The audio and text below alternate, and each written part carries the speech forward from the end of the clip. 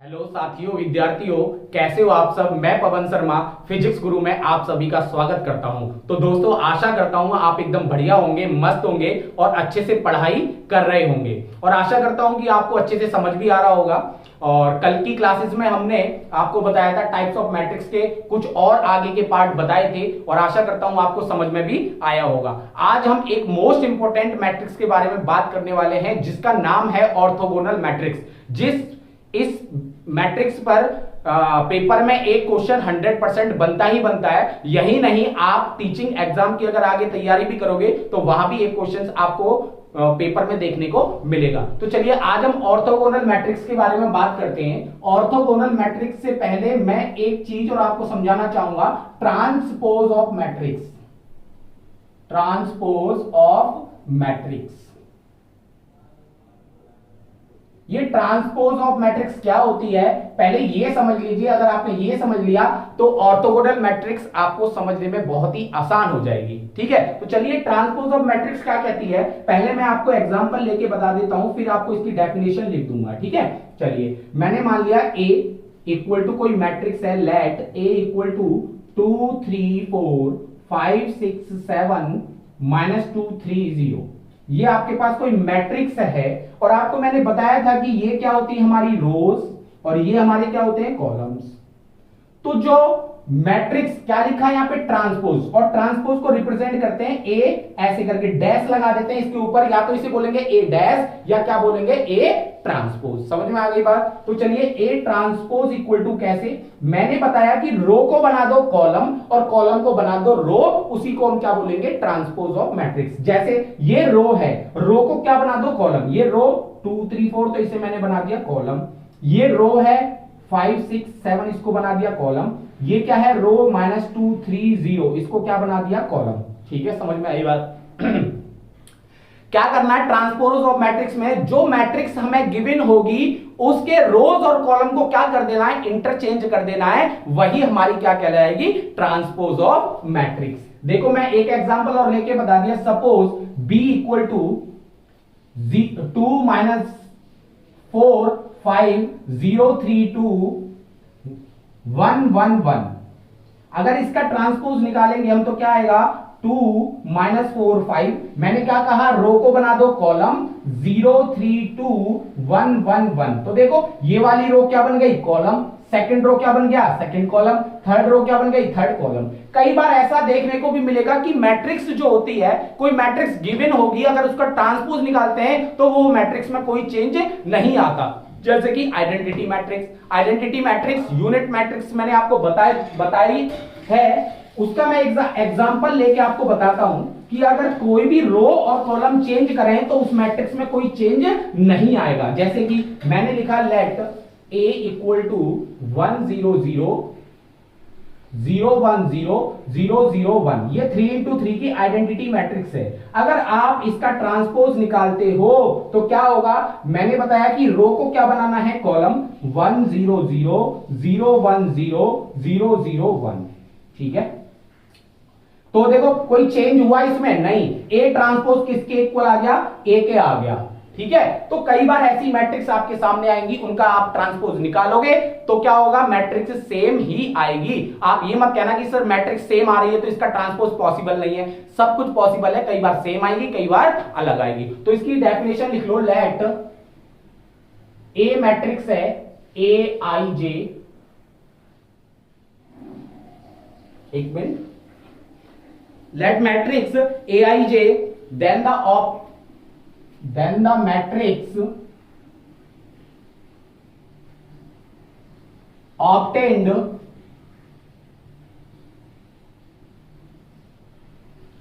from a by changing its row into column and its column into row is called transpose of matrix. क्या बोला मैंने? कोई matrix select की, जैसे मैंने यहां पे की थी, then the matrix obtained from A से ऑब्टेन्ड की जाएगी। कब की जाएगी? By changing its row into column. Row को कॉलम में चेंज करके या कॉलम को रो में चेंज करके हम जो मैट्रिक्स प्राप्त करेंगे वही हमारी क्या कहलाएगी? Transpose of matrix. अब हम बात करते हैं ऑर्थोगोनल मैट्रिक्स की, जो कि इंपॉर्टेंट है। जो बेस था वो मैंने आपको बता दिया। इसके बाद आती है ऑर्थोगोनल मैट्रिक्स, जिसपे हम एक दो क्वेश्चन भी करेंगे। आप स्क्रीनशॉट लेते रहिएगा, ठीक है? चलिए अब बात करते हैं ऑर्थोगोनल मैट्रिक्स की। Orthogonal matrix, a matrix is called orthogonal matrix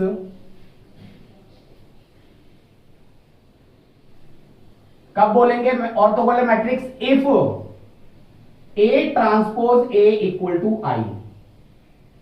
बस आपको यह याद होना चाहिए कौन सी मैट्रिक्स ऑर्थोगोनल होगी? जब हम ए ट्रांसपोज का उसी मैट्रिक्स के साथ मल्टीप्लाई करें तो वो मैट्रिक्स क्या बन जानी चाहिए? आइडेंटिटी मैट्रिक्स बन जानी चाहिए। उसी को हम क्या बोलेंगे? Orthogonal matrix. जैसे कि आपको मैं एग्जांपल ले लेता हूं आपकी बुक से ही। आपकी बुक में दिए हुए हैं, देखो, जैसे मैंने एग्जांपल नंबर 1 उठाया है, इसी का दिया हुआ है, determine the value of alpha beta gamma, determine the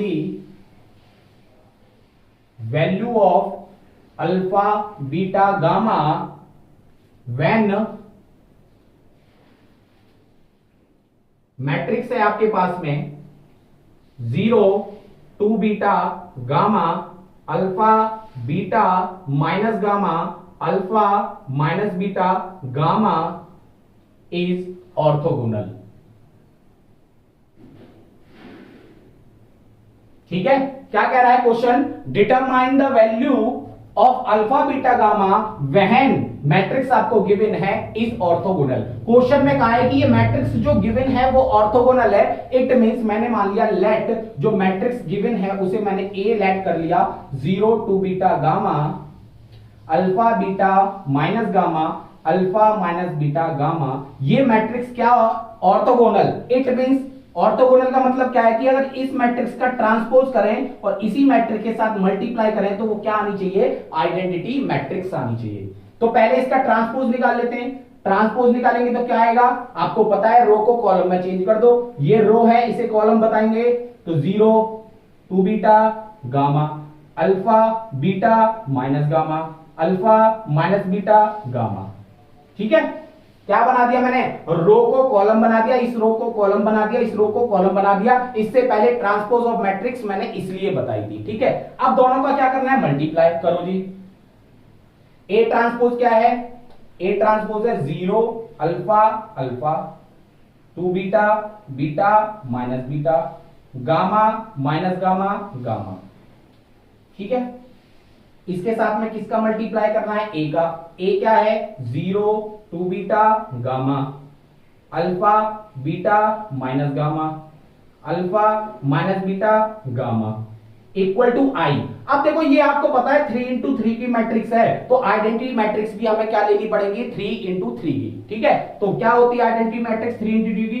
1 0 0 0 1 0 0 0 1। ये होती है हमारी आइडेंटिटी मैट्रिक्स। ठीक है? मैं ऊपर से इरेज कर रहा हूं। ठीक है?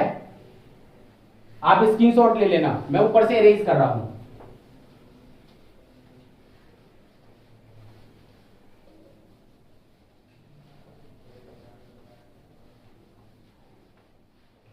चलिए बस अब क्या करना है? हमें इसका मल्टीप्लाई करना है। मल्टीप्लाई कर लिए। मल्टीप्लाई करना कल की वीडियो में मैंने आपको बताया था। जिन बच्चों ने कल की वीडियो नहीं देखी है, आपको डिस्क्रिप्शन में लिंक मिल जाएगा, आप पहली दूसरी वीडियो वहां से कंप्लीट कर सकते हो। चलिए आ जाइए इधर। मैंने बताया था फर्स्ट रो का फर्स्ट कॉलम में, फर्स्ट रो का सेकंड कॉलम में, फर्स्ट रो का थर्ड कॉलम में। तो करो, 0 का 0 में करेंगे तो 0। ठीक है? फिर अल्फा का अल्फा में करेंगे तो अल्फा स्क्वायर, अल्फा का अल्फा में करेंगे तो अल्फा स्क्वायर, सॉरी इनके बीच में आएगा प्लस। ठीक है, या पास पास लिख लो क्योंकि मैट्रिक्स थोड़ी बड़ी हो जाएगी। 0 प्लस अल्फा स्क्वायर प्लस में अल्फा स्क्वायर, ठीक है।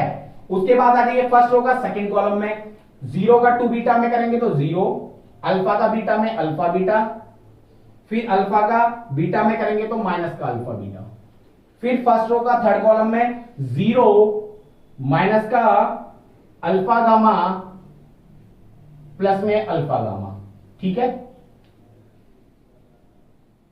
अब आ जाइए सेकंड रो का first column, second column, third column, 2 beta का 0 में 0, 2 बीटा का अल्फा में, बीटा का अल्फा में अल्फा बीटा, ठीक है। अच्छा, फिर माइनस बीटा का अल्फा में माइनस बीटा अल्फा, क्लियर है। अब आ जाइए आगे, इसका करेंगे सेकंड कॉलम में, 2 बीटा का 2 बीटा में 4 बीटा स्क्वायर प्लस में बीटा स्क्वायर प्लस में बीटा स्क्वायर, फिर आ जाइए सेकंड रो का थर्ड कॉलम में, 2 beta gamma minus beta gamma minus beta gamma, ठीक है। अब नीचे आ जाइए, गामा का 0 में 0 माइनस गामा अल्फा प्लस में गामा अल्फा, फिर थर्ड रो का सेकंड कॉलम में 2 बीटा गामा माइनस का gamma beta minus gamma beta, फिर gamma square plus gamma square plus gamma square equal to क्या है 1 0 0 0 1 0 0 0 1।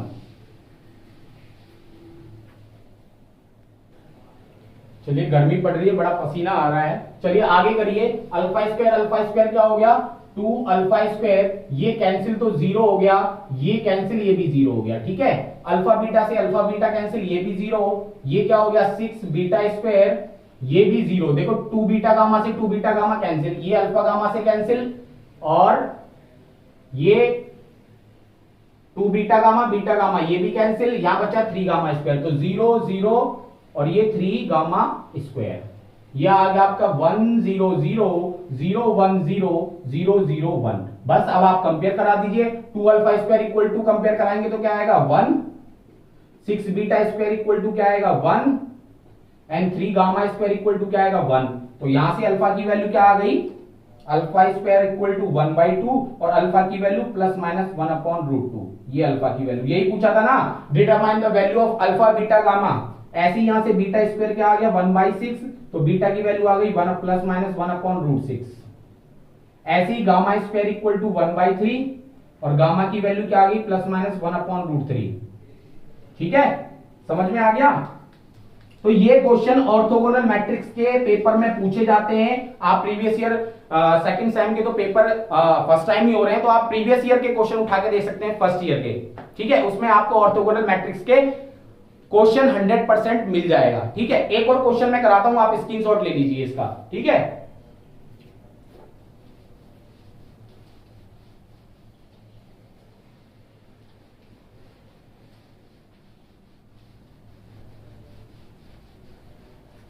अब जितने भी आपके एक्सरसाइज में ऑर्थोगोनल मैट्रिक्स के क्वेश्चन होंगे आप निपटा देना अपने आप ही, मुझे बताने की जरूरत नहीं पड़ेगी, ठीक है। मैं एक और एग्जांपल ले लेता हूं आपका, ये भी कई बार पूछा जा चुका है, ये क्वेश्चन है तो सिंपल सा पर कई बार पूछा जा चुका है। क्वेश्चन है सो दैट मैट्रिक्स है cos theta sin theta minus के sin theta cos theta is orthogonal, ठीक है। ये आपकी मैट्रिक्स है और आपको ये प्रूव करना है कि ये क्या है ऑर्थोगोनल है। तो क्या होगा A, अगर मैं इस मैट्रिक्स को लेट मान लेता हूं, let A equal to this matrix, then A transpose, देखो आप ध्यान रखना, मैं A ट्रांसपोज A लिखूंगा तो भी मैट्रिक्स आंसर वही आएगा, और A ट्रांसपोज A लिखूंगा तो भी मैट्रिक्स का आंसर वही आएगा, ठीक है, इक्वल टू I। तो पहले इसका ट्रांसपोज निकालो, A ट्रांसपोज निकालेंगे, आपको पता है रो कॉलम बन जाएगा, ये वाली रो कॉलम बनेगी तो क्या आ जाएगा cos थीटा sin थीटा, ये माइनस के sin थीटा cos थीटा, ठीक है। A ट्रांसपोज, अब A क्या है आपके पास में cos theta sin theta minus का sin theta cos theta, transpose क्या है, cos थीटा माइनस के sin theta, sin theta cos theta, ठीक है, इक्वल टू आई, और आई क्या है, जब 2 इंटू 2 की मैट्रिक्स है तो 1 0 0 1। अब मल्टीप्लाई करिए फर्स्ट रो का फर्स्ट कॉलम के साथ, cos थीटा का cos theta cos square theta, plus sin theta का sin theta sin square theta, first row का सेकंड कॉलम के साथ cos theta sin theta minus का cos theta sin theta, plus में sin theta cos theta. ऐसे ही इसका second row का फर्स्ट कॉलम के साथ तो माइनस का sin theta cos theta, plus में cos थीटा sin थीटा। फिर सेकंड रो का सेकंड कॉलम में ये हो गया sin स्क्वायर थीटा प्लस में cos square theta equal to 1 0 0 1, ठीक है। cos square theta plus sin square theta क्या हो गया, 1। आपने 10th में प्रॉपर्टी पढ़ी होगी, 12th में भी प्रॉपर्टी पढ़ी होगी, 1 हो गया, ये हो गया आपका कैंसिल आउट 0, और ये भी 0 और ये भी क्या 1, तो आई आ गया नहीं आ गया, बताओ 1 0 0 1 बन गया नहीं बन गया, तो ये प्रूफ हो गया। यही कहा था कि हमें सो दैट करो कि ये ऑर्थोगोनल है। अगर हम ए ट्रांसपोज लेके चले तो आई आ रहा है नहीं आ रहा है दोनों साइड, देखो प्रूफ हो रहा है एलएचएस इक्वल टू आरएचएस। तो ऐसे क्वेश्चन पेपर में कई बार पूछ लिए जाते हैं, इसलिए आपसे कहा जा रहा है कि ऑर्थोगोनल मैट्रिक्स को छोड़ना मत। बाकी की तो कई बार डेफिनेशंस पूछ ली जाती हैं, जो इंपॉर्टेंट है मैं आपको वीडियो में बता ही देता हूं, ठीक है। इसके बाद हम थोड़ी सी बात कर लेते हैं, आप स्क्रीनशॉट ले लीजिए, मैं इरेज करता हूं। फिर ट्रायंगुलर मैट्रिक्स के बारे में बात कर लेते हैं थोड़ी सी।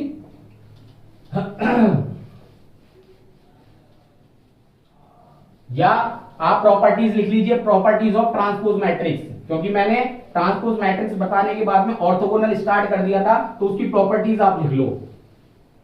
प्रॉपर्टीज ऑफ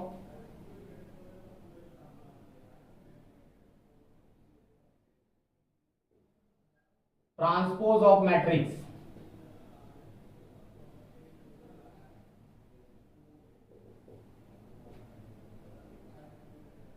देखिए गर्मी बहुत पड़ रही है, इसलिए आप पढ़ लीजिए, ठीक है। जैसा भी आपको पढ़ाया जा रहा है कोशिश करके अच्छा ही पढ़ाया जा रहा है, ऐसा आपको किसी भी यूट्यूब चैनल पर नहीं मिलेगा, ठीक है। और इस कॉस्ट पे आपको कहीं भी फ्री ऑफ कॉस्ट भी नहीं मिलेगा, जो आपको बताया जा रहा है इतने अच्छे से पढ़ाया जा रहा है, ठीक है। चलिए पहली प्रॉपर्टी है आपकी क्या, मैं लिख देता हूं आपके सामने।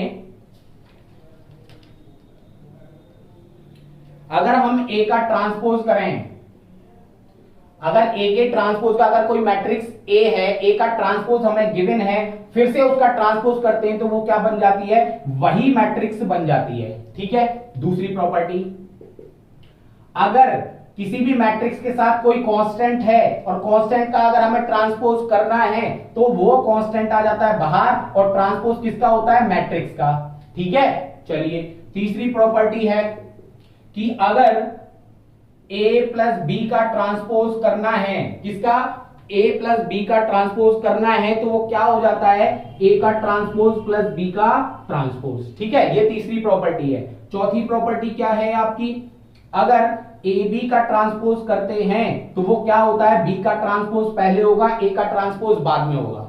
ये चार प्रॉपर्टी हैं, कई बार इन बेसिस पे क्वेश्चन भी सॉल्व होते हैं, क्योंकि आपको इसकी दो थ्योरम कराऊंगा मैं, उसमें यूज होगा, आपको पता भी लगेगा कि इस ए बी का ट्रांसपोज करेंगे तो क्या लिखा जाएगा, बी का ट्रांसपोज ए का ट्रांसपोज। अगर वो प्लस में है, ए प्लस बी का ट्रांसपोज करेंगे तो A transpose plus B transpose. अगर कोई कांस्टेंट के साथ मैट्रिक्स का मल्टीप्लिकेशन होता है तो कांस्टेंट का कभी ट्रांसपोज नहीं होता, मैट्रिक्स का ट्रांसपोज होता है। उसके बाद में अगर ए का ट्रांसपोज करेंगे तो वो क्या होगा, ए होगा, ठीक है। चलिए आ जाइए, अब मैं रेज कर रहा हूं, अब बात करते हैं ट्रायंगुलर मैट्रिक्स की।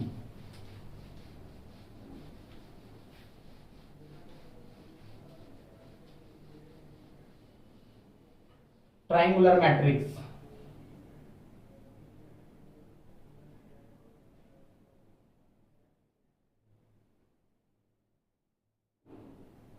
ट्रायंगुलर मैट्रिक्स के दो पार्ट होते हैं। पहला पार्ट होता है क्या, अपर triangular matrix and lower triangular matrix. तो पहले पार्ट की मैं बारे में चर्चा कर रहा हूं, upper triangular matrix.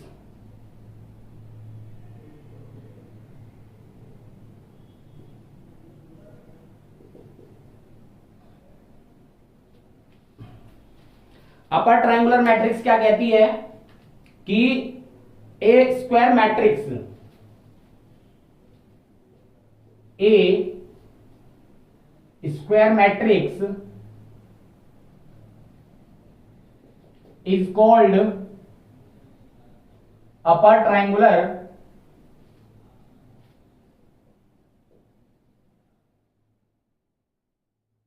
Matrix if, या यहां लिख लो if A I J equal to 0। A I J 0 कब होगा? जब आई क्या होगा? Greater than J. अब मैंने आपको बताया था ए आई जे क्या होता है, आई और जे क्या होता है। आपको बताया था आई की वैल्यू 1 2 3 4 पुट करते हैं एंड जे की वैल्यू भी 1 2 3 4 पुट करते हैं। ठीक है, यही बताया था आपको। मैं एक जनरल फॉर्म लिख रहा हूं, जैसे मैंने एग्जांपल लिया a इक्वल टू 2 3 4 5 6 7 -2 3 4। ये मैंने एग्जांपल आपके सामने जनरल एग्जांपल लिया। आपको पता है ये एलिमेंट क्या होता है, a11 a12 a13। ये क्या होता है, a21 22 23।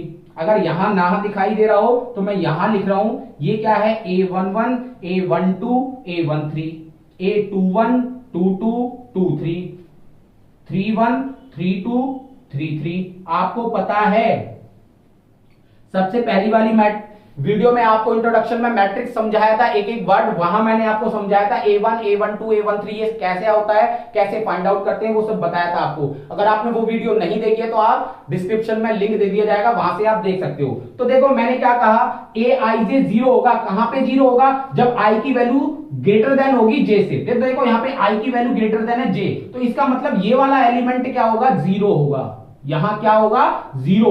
तभी उस मैट्रिक्स को क्या बोला जाएगा, अपर ट्रायंगुलर मैट्रिक्स। देखो यहां भी आई की वैल्यू जे से ग्रेटर देन है, इसका मतलब यहां क्या होगा, 0 होगा। यहां भी आई की वैल्यू क्या है, ग्रेटर देन जे है, इसका मतलब ये भी क्या होगा, 0। लेकिन यहां आई इक्वल टू जे है, यहां भी आई इक्वल टू जे है, यहां I is less than equal to J है। तो कंडीशन क्या है, I is greater than J. जहां आई की वैल्यू जे से बड़ी होगी वो एलिमेंट क्या होंगे, 0। अगर सपोज मैं और बड़ी मैट्रिक्स लेता हूं, सपोज मैंने लिया 2 4 6 8 9 8 5 2 0 4 3 2 -2 4 6 9, ये मैट्रिक्स है आपके पास। इसे अपर ट्रायंगुलर मैट्रिक्स कब कहेंगे? देखो कौन कौन से एलिमेंट, ये एलिमेंट ये एलिमेंट ये। तो देखो एक आपको आइडिया भी नजर आ रहा होगा, देखो ये क्या बन रहा है, ट्रायंगल बन रहा है, नहीं बन रहा है? ये क्या बन रहा है, ट्रायंगल। और ये कहां पे बन रहा है, अपर साइड बन रहा है, अपर। तो इसलिए इसे क्या बोलेंगे, अपर ट्रायंगुलर मैट्रिक्स। समझ में आ गई बात?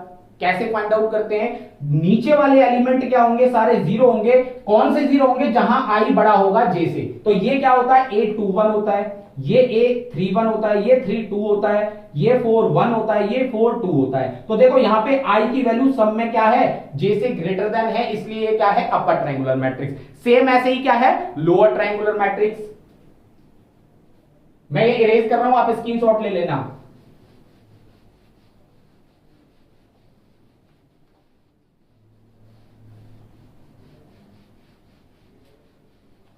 यही लिख रहा हूं मैं, lower triangular matrix. Lower triangular matrix यहां क्या होगा, आई इज लेस देन जे होगा। आई क्या होगा, जे से लेस देन। जैसे एग्जांपल लिया मैंने आपके सामने, a इक्वल टू 2 4 6 3 2 9 -3 4 0। इसका मतलब क्या है, i इज लेस देन जे। मैं आपके सामने फिर मैट्रिक्स के एलिमेंट लिख रहा हूं, ये क्या होता है, a11 a2 a12 a13 a21 22 23 a31 32 33। ठीक है, चलिए अब कि मैंने क्या कहा कि जहां आई क्या होगा, जैसे छोटा होगा। कहां पे आई छोटा है, जैसे ये वाला एलिमेंट, आई छोटा है जैसे ये वाला एलिमेंट, ये वाला एलिमेंट। बाकी सब यहां पे आई ग्रेटर देन जे है, यहां आई इक्वल टू जे है। तो इसका मतलब ये वाले जो एलिमेंट हैं, ये तीनों एलिमेंट 0 0 0। देखो नीचे क्या बन रहा है, ट्रायंगल बन रहा है, नहीं बन रहा है? ये नहीं होगा, ये बराबर है। ये देखो ट्रायंगल बन रहा है, नहीं बन रहा है, नीचे की साइड। तो इसे बोलेंगे लोअर ट्रायंगुलर मैट्रिक्स। तो समझ में आया अपर ट्रायंगुलर मैट्रिक्स क्या होती है और लोअर ट्रायंगुलर मैट्रिक्स क्या होती है? अगर फिर भी समझ में ना आया, एक बार कमेंट बॉक्स में बताइएगा। आशा तो करता हूं कि आपको अच्छे से समझ आ रहा होगा और आपको बताया गया है कि आपको मैट्रिक्स एंड डिफरेंशियल इक्वेशंस आपकी जो भी डेमो है, आप कुछ भी समझ लिए।